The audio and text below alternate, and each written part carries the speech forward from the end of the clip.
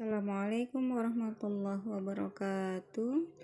Oke, selamat pagi anak-anak ibu yang hebat. Untuk kali ini kalian silahkan buka buku tematik masih di 6B subtema 2 pembelajaran ketiga, ada di halaman 55 ya. Untuk muatan pelajaran yaitu yang pertama yaitu bahasa Indonesia, memberikan komentar hasil tulisan teman ya. Coba kita lihat. Perjuangan untuk memperoleh kemerdekaan Indonesia itu diperoleh dari hasil pengorbanan jiwa dan raga para pejuang. Jadi perjuangan secara fisik seperti perang itu telah merenggut banyak korban jiwa. Nah, setelah proklamasi kemerdekaan Indonesia itu ya berbagai pertempuran juga masih terjadi sebagai upaya untuk mempertahankan kemerdekaan Indonesia. Nah, salah satu pertempuran yang terjadi setelah proklamasi kemerdekaan Indonesia yaitu apa?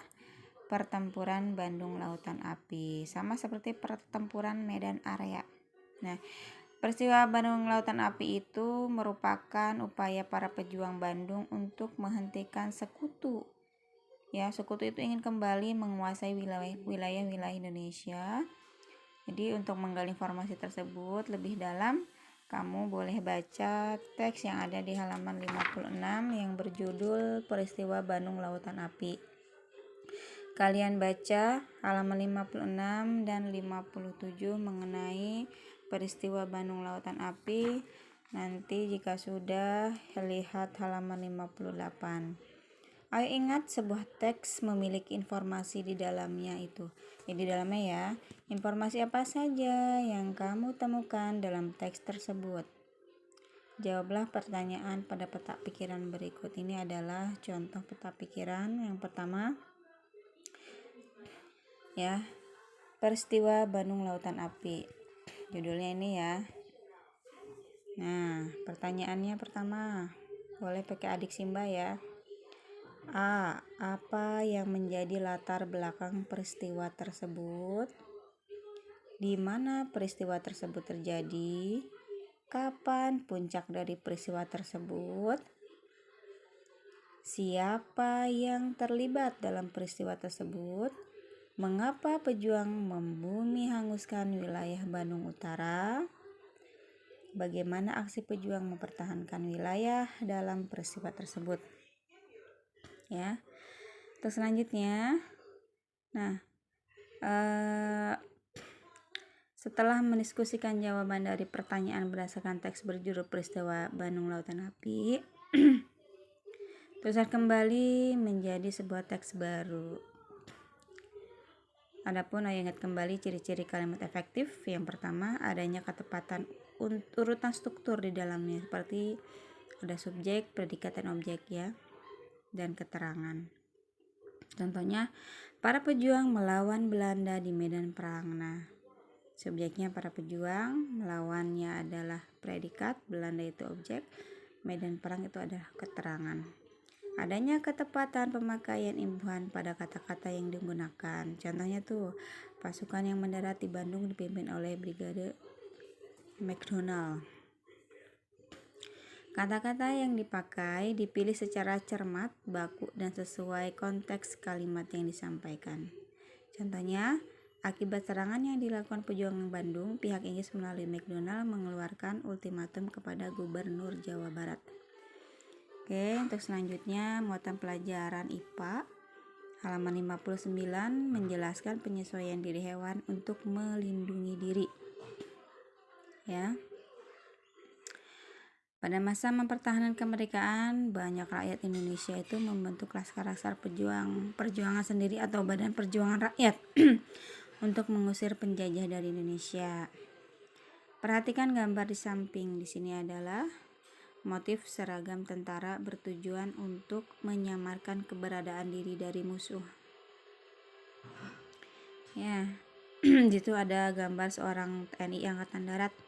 Dia sedang latihan tempur. Sudah diperhatikan kan seragamnya yang ia kenakan? Mengapa seragam tentara selalu bercorak loreng dan berwarna hijau dan coklat? Ya, Tuh, tujuannya untuk apa? Menyamarkan keberadaan diri dari musuh ya. Nah, hewan juga mau diberikan kemampuan untuk melindungi diri. Berikut adalah beberapa cara hewan melindungi diri. Yang pertama, memiliki sengat, bisa atau racun ya. Contohnya adalah ular ya. Ada lagi, apalagi? Katak beracun, kalajengking, laba-laba. Nanti kalian boleh baca ya, baca juga. Dan selanjutnya memiliki tempurung atau cangkang keras. Contohnya kura-kura dan penyu ya. Kura-kura itu bisa masuk ke dalam tempurung ya ketika merasa terancam. Untuk selanjutnya mengecoh pemangsa. Yang pertama mimikri. Apa itu mimikri? Mimikri itu terjadi ketika satu jenis hewan memiliki kemiripan dengan hewan lain. Ya, Nah, lihat contohnya. Ada kupu-kupu. Ya, menyerupai kupu-kupu, monark. Dan ular, lihat. Kalian lihat ular susu sebelah kiri. Yang tidak berbisa menyerupai ular karang atau yang sebelah kanan tuh, yang sangat mematikan untuk mengelabui pemangsa. Jadi dia bisa berubah ya, menyerupai kupu-kupu yang bisa memangsa musuhnya.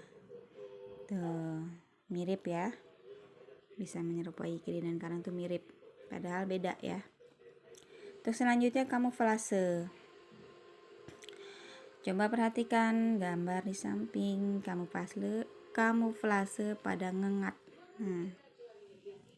Ya, samar ya, tidak terlihat ya. Hewan apakah itu? Nah, beberapa hewan bersembunyi di tempat yang memiliki kesamaan warna atau tekstur dengan tubuhnya. Jadi sehingga musuh tidak bisa melihat ya. Jadi misalnya nih, ngengat yang bersembunyi di batang pohon karena memiliki warna yang sangat mirip.